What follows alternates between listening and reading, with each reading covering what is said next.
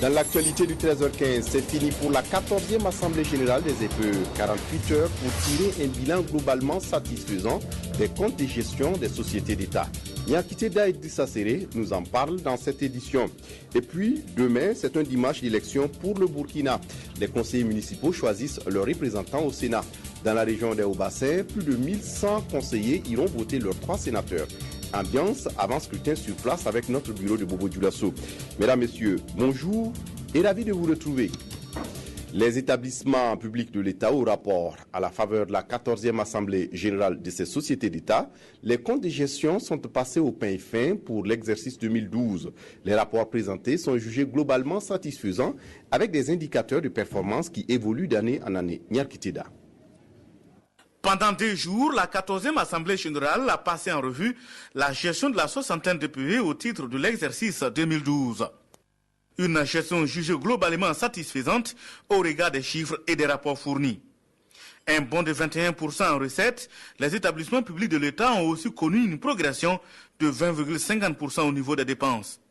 Les indicateurs de performance affichent également des chiffres en nette progression et salués par le secrétariat technique qui, en outre, n'a pas manqué de révéler les difficultés qu'ont éprouvées les EPE en 2012. Les principales difficultés soulevées par les EPE sont relatives à l'insuffisance et à la régulation de la subvention de l'État et des ressources financières, à l'application des procédures de passation des marchés publics, à la gestion du personnel, à l'insuffisance des moyens humains et matériels. Des difficultés qui ne sont pas insurmontables aux yeux du Premier ministre qui insiste sur la bonne gouvernance pour relever les défis. L'impératif de la bonne gouvernance de nos établissements publics, indispensable à l'accroissement du bien-être des usagers des services publics, commande de mener au sein de chaque établissement une réflexion sur les difficultés récurrentes liées à la vétusté des équipements, à l'insuffisance des locaux, aux problèmes de maintenance,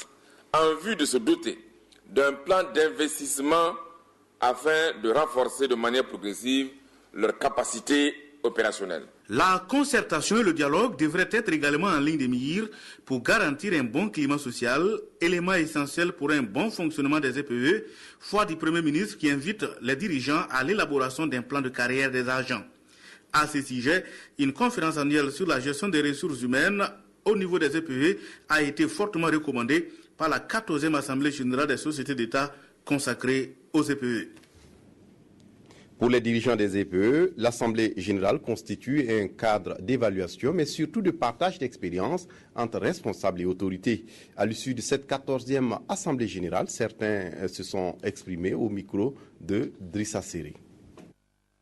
C'est à ce niveau que nous devions rendre compte de la gestion de ce que nous avons fait durant l'année, mais également c'est un cadre d'expérience. Nous écoutons les autres pays, on relève les difficultés que les autres ont rencontrées. Cela nous permet à notre niveau de puiser aussi dans l'expérience des autres afin d'améliorer nos performances pour les années à venir. En ce qui concerne la RTB, nous avons évoqué quelques difficultés, notamment l'insuffisance et la vétusté des équipements ainsi que le matériel roulant.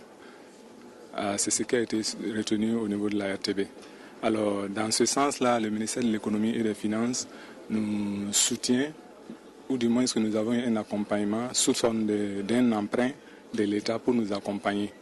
Il s'agit de l'emprunt Sonapos et CNSS d'un montant de plus de 13 milliards de francs CFA qui nous permettra d'acquérir des véhicules qui sont déjà d'ailleurs acquis et des équipements pour la radio et la télévision. Nous avons eu des encouragements et nous avons été en tout cas instruits de présenter rapidement un plan, une étude pour qu'on puisse nous aider à avoir une grande salle de spectacle et aussi que le musée ait un aménagement paysager qui permette un meilleur accueil de l'espace du musée. Vous savez qu'il y a des canevas qui doivent être respectés. Lorsqu'on regarde ces canevas, notre bilan a été jugé positif. Nous avons reçu les félicitations donc, du Présidium, mais nous avons souligné un certain nombre de difficultés. Difficultés qui sont liées d'abord d'ordre général, qui sont des difficultés, je dirais, liées à l'ensemble des écoles de formation professionnelle, et puis aussi des difficultés d'ordre spécifique.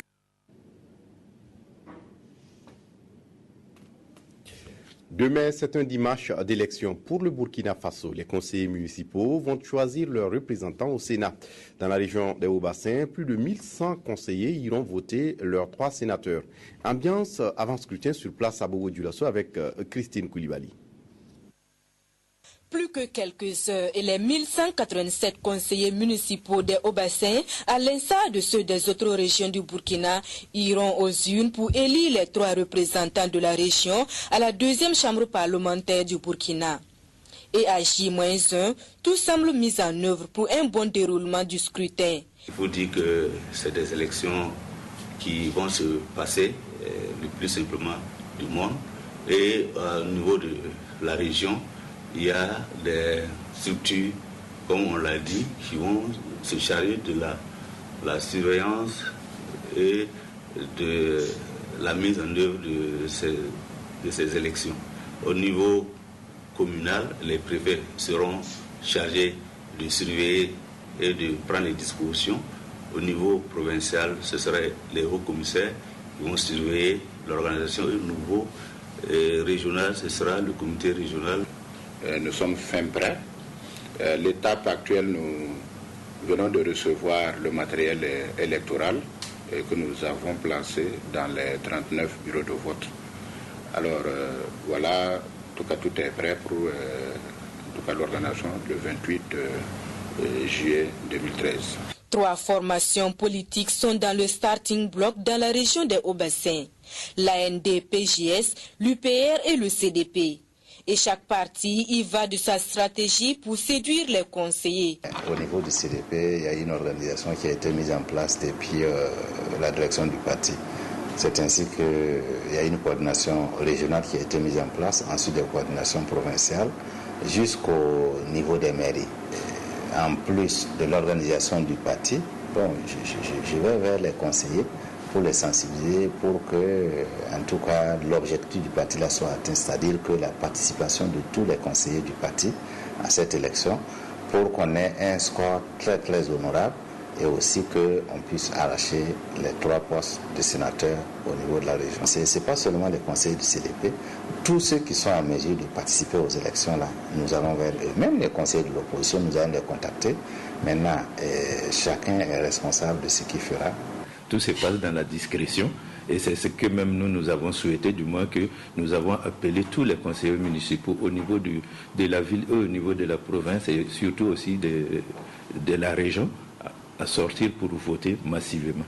Des conseillers impliqués dans toutes les étapes du scrutin, car chaque bureau de vote sera présidé par le plus âgé des conseillers de la commune ou de l'arrondissement, le plus jeune retenu comme assesseur et un rapporteur choisi parmi le corps électoral. Il est incontestable que les changements climatiques influent sur les comportements humains. Les méthodes culturelles et prévisions agricoles classiques ne sont pas épargnées. La coalition des organisations de la société civile sur le changement climatique a invité des spécialistes du changement climatique à Tinkodogo le jeudi dernier pour une formation de ses membres. Il s'agit de contribuer ainsi à l'information des producteurs pour une meilleure adaptation aux nouvelles conditions de production agricole. Yankiteda. On sème toujours au Burkina Faso à quelques jours des grandes pluies du mois d'août. Les techniques culturelles traditionnelles ne marchent plus. Les temps ont changé et les producteurs agricoles les vivent au quotidien. Ils sont obligés de s'adapter à la nouvelle donne environnementale. C'est pour les accompagner dans cette résilience que ces membres de la coalition de l'organisation de la société civile sur le changement climatique se forment. Il s'est agi pour ses représentants d'écouter les experts du domaine afin de mieux sensibiliser la base et aussi faire des recommandations aux décideurs. Nous voudrions faire des recommandations au gouvernement pour que les informations météorologiques sur la pluie notamment puissent être en début de chaque journal parlé, notamment les grands bulletins d'information de notre pays. Parce que tout le pays vit accroché donc au rythme des pluies. Il est également question au cours de cette rencontre d'échange de mettre en place des cellules régionales de sensibilisation sur le changement climatique. Cela dans le but de partager l'information avec le plus grand nombre de producteurs. Nous faisons la capitalisation des bonnes pratiques qui seront diffusées sur tout le territoire national pour permettre aux gens de produire pendant ces conditions difficiles où les changements climatiques se font toujours remarquer.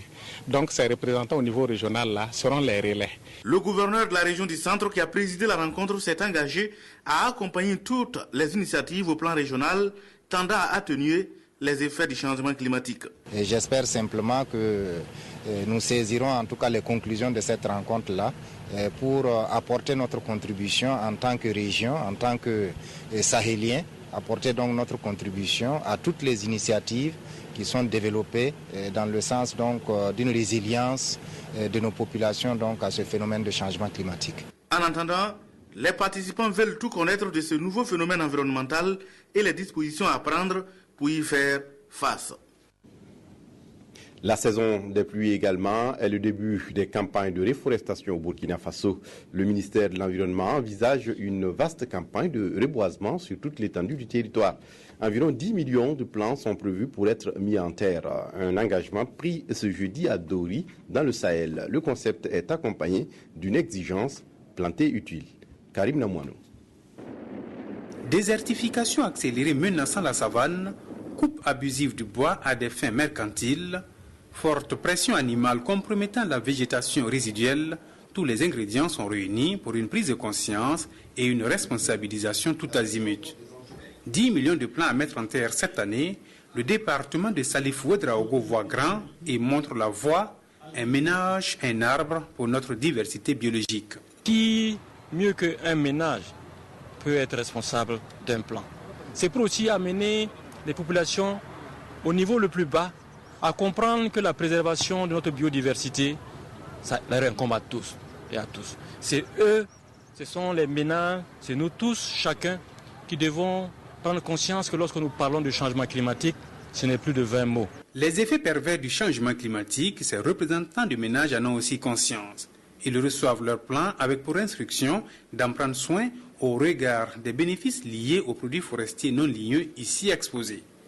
Planter est donc recommandé à tous, mais au-delà de la quantité, il faudra privilégier la qualité, mais aussi l'assistance. Quand tu plantes un arbre pour la première fois, il faut le protéger. Il faut l'arroser quand il ne pleut plus. Il faut l'entretenir. Il faut le protéger contre les prédations de la nature, des animaux et l'action de l'homme. À Dori, 200 plants formeront les années à venir une haie sur la route menant vers la frontière du Niger. Comme pour dire que planter utile ne signifie pas planter uniquement dans les concessions familiales. Vous le savez, la télévision du Burkina célèbre ses 50 ans le 5 août prochain.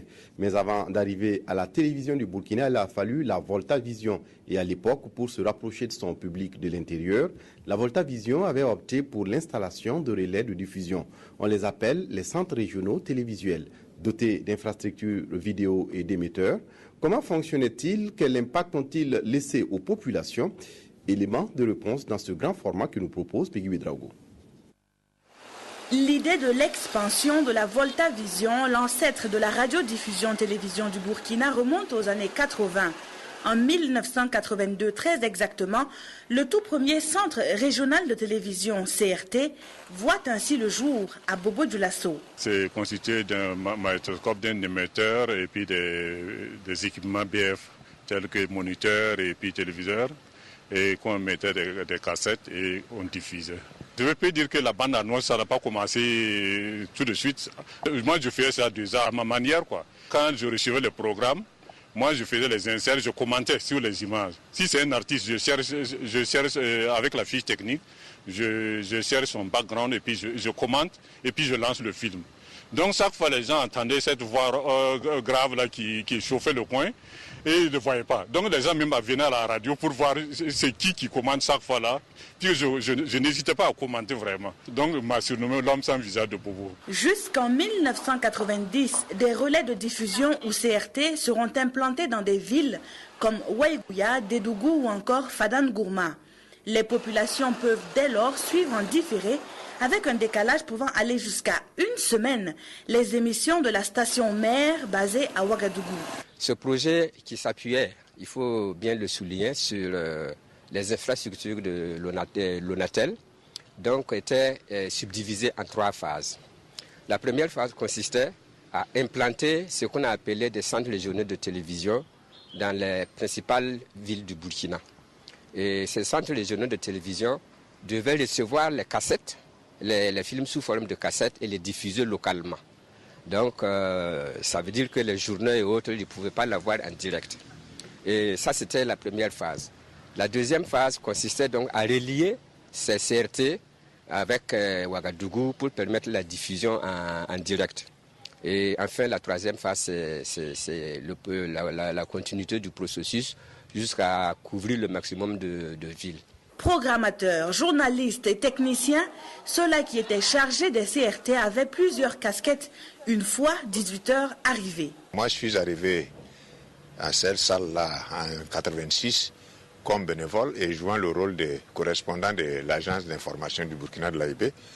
Et on ouvrait notre CRT à 18h pour le refermer vers les 23h. Et le temps de maintenir les familles quand même devant leur télévision pour regarder les films. Je me souviens très bien qu'un jour, au moment où on était en train de faire nos émissions, il pleuvait et l'eau descendait sur nous. Et entre-temps, la foudre même est descendue sur l'appareil. Et j'ai vu Adama Sakandé qui a été projeté. Et moi aussi, j'ai couru sortir avec Sédou. Donc sous la pluie, nous avons couru et nous avons laissé les appareils là comme ça. Il y avait des émissions qu'on suivait envoyées spéciales. J'aimais tellement cette émission-là que quelquefois, mon mari était à un moment donné responsable au CRT.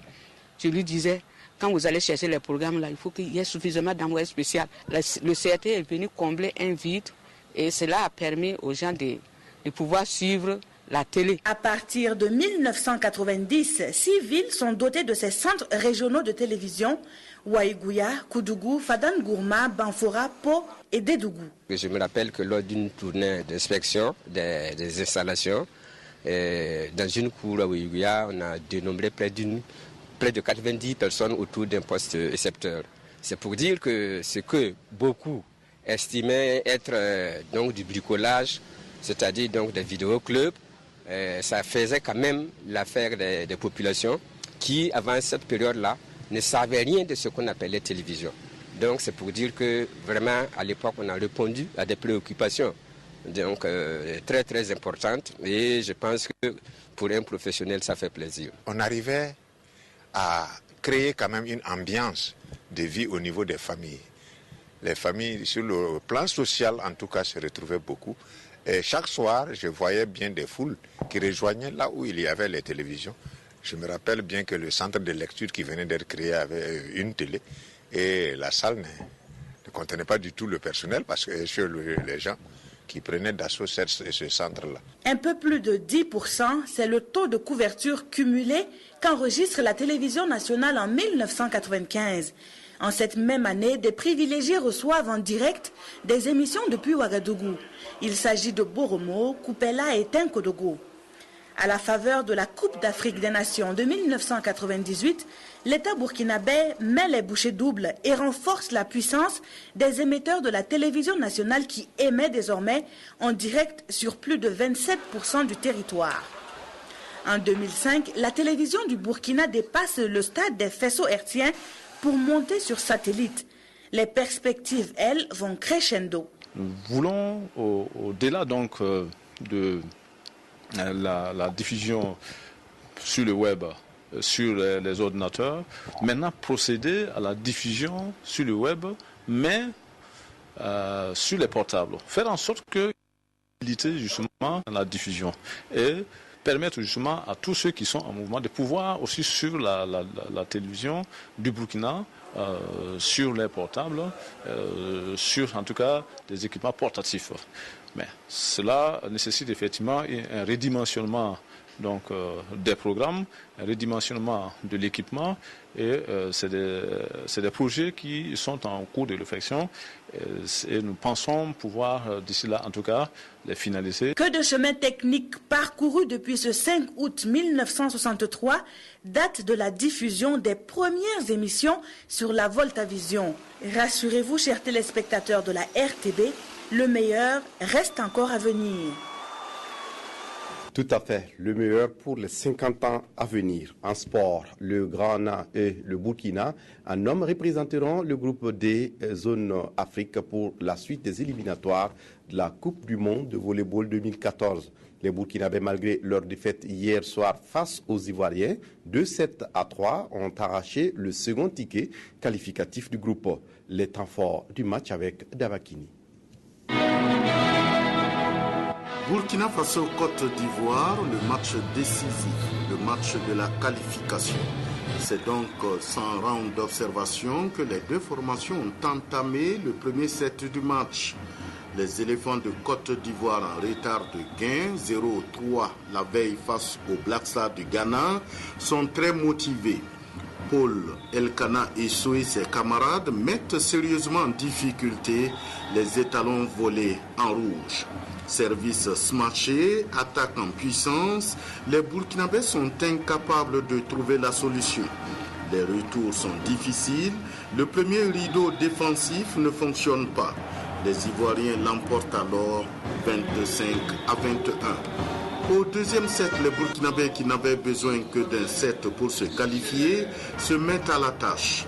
L'expérience de Augustin Somda, la puissance de frappe de Wilfried Kini et le talent du jeune Gaussou Sidibé permettent aux Burkinabés de remporter ce set 25-23, synonyme de qualification. Le troisième set est allé aux Ivoiriens 25-20 et le quatrième au Burkinabé 25-23. Le set décisif intervient pour départager les deux formations. Les Ivoiriens plus réalistes l'emportent par 15-11.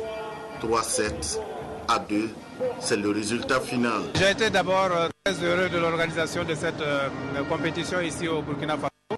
Il y a eu une victoire au cours de ce tournoi pour mériter de continuer. C'est une joie pour nous. Et les femmes, ça n'a pas marché, mais chez les hommes, ça a marché. Nous sommes contents et nous félicitons les joueurs qui ont donné le meilleur d'eux-mêmes. Le Ghana et le Burkina Faso représenteront donc le groupe D pour la suite des éliminatoires de cette Coupe du Monde de volleyball 2014. Voilà qui met fin à cette édition. Merci de l'avoir suivi. Très bonne suite de programme sur la RTB. Au revoir.